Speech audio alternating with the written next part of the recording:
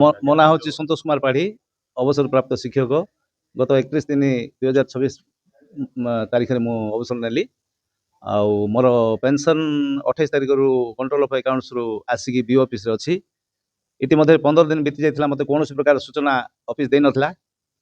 ମୋତେ ପରଦିନ ଆମର ବରିଷ୍ଠ ନାଗରିକ ମଞ୍ଚର ଉପସଭାପତି ଶ୍ରୀ ଗୋଦାବରୀ ଆଚାର୍ଯ୍ୟ ପଚାରିଲେ, କ'ଣ ହେଲା ତୋର ବୋଲି କହିବାରୁ ମୁଁ କିଛି ଜାଣିନାହିଁ ଭାଇନା, 15 ଦିନ ହେଲାଣି ଆଉ ମୋତେ କିଛି ଜଣେଇ ନାହାନ୍ତି ବୋଲି କହିବାରୁ ସେ ହଠାତ୍ ଆଜି ସକାଳେ ଆସିକି ମୁଖ୍ୟ କିରାଣୀକୁ ପଚାରିଲେ। ମୁଖ୍ୟ କିରାଣୀ ତାଙ୍କୁ ଆପ୍ଲିକେସନ୍ ଦେଇନାହାନ୍ତି ବୋଲି କହିକି ପଠାଇଦେଲେ। ଆଉ ମୁଁ ଯେତେବେଳେ ଅଫିସ ଆସିଲି ସେ କହିଲେ ଯେ ମୁଖ୍ୟ କିରାଣୀ ସେ ସଞ୍ଜୟ କୁମାର ମିଶ୍ର, ଆଉ ତମେ ପତ୍ରକାରକୁ କ'ଣ ଅଫିସକୁ ପଠେଇଛ? ମୁଁ କହିଲି ପତ୍ରକାର କ'ଣ, ସେ ତ ମୋତେ ପଚାରିଲେ କହିଲି ବୋଲେ ଆରୁ ମୋତେ ଦେ ଯେଉଁ ଇଏ ଯାକ ବୋଲି କହିବାର, ସେ ତ ସାନ ଭାଇ କୋଟପାର ବୋଲି ତୁ ତାର ମୁଁ କରେ, ଆଉ ମୋତେ ଦେ ସେ କାଗଜ ବୋଲେ ଦେଲା। ଆଉ 10ଟା ଅଧରେ ମୁଁ ଆସିବି ବୋଇଲା ବେଳକୁ ବିଓ ନାହାନ୍ତି କି ମୁଖ୍ୟ କିରାଣୀ ଚିରରେ ମୁଖ୍ୟ କିରାଣୀ ମଧ୍ୟ ନାହାନ୍ତି। ହେଲେ ଆଉ ଜଣେ କିରାଣୀ ବସିଛନ୍ତି, ତା ସାଇଡ଼ରେ 2ଟା ଟିଚର ବସିଛନ୍ତି। ସେ ଟିଚର ପଚାରିଲେ, ବାବୁ ଆପଣ କିଏ? ନା ମୁଁ ବାସୁଲୀର ଟିଚର, ମୁଁ ଡାଟା ଏଣ୍ଟ୍ରି। ତମକୁ କିଏ ଅର୍ଡ଼ର ଦେଲା?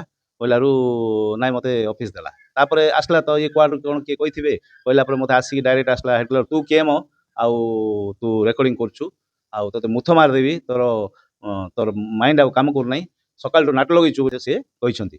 ଆଉ ଏତିକି ଯଦି ମୁଁ ଜଣେ ଅବସରପ୍ରାପ୍ତ ଶିକ୍ଷକ ବରିଷ୍ଠ ନାଗରିକ ଯଦି ଏପରି ବ୍ୟବହାର ବିଓ ଅଫିସ କରନ୍ତି, ତାହେଲେ ଯେଉଁ ମାନେ ନିରୀହ ଶିକ୍ଷକମାନଙ୍କୁ କିପରି ବ୍ୟବହାର କରିବେ, ଏଥିରୁ ଆପଣମାନେ ଜାଣିନିଅନ୍ତୁ। ମୋର ଦାବି ଅଛି, ଦେଖନ୍ତୁ ମୋର 15 ଦିନ ହେଲା ପାଖାପାଖି ମୋର 25 ଲକ୍ଷ ଟଙ୍କା ଆସିକି ରହିଲା, ଯେଉଁଟାକି ବିଓ ବିଓ ଆସିଲେ ହିଁ କରିବି ବୋଲି କହୁଛନ୍ତି। ମାନେ 1 ତାରିଖଠୁ 15 ତାରିଖ ଭିତରେ ବିଓ ଆସିନାହାନ୍ତି। ଯଦି ବିଓ ଆସିନାହାନ୍ତି କେମିତି କ'ଣ କରିବା କଥା? ମୋର ଯେଉଁ 15 ଦିନର ଇଣ୍ଟରେଷ୍ଟ 12,000 ଟଙ୍କା, 12,500 ଟଙ୍କା କିଏ ଦେବ ଯଦି 1% ହୁଏ?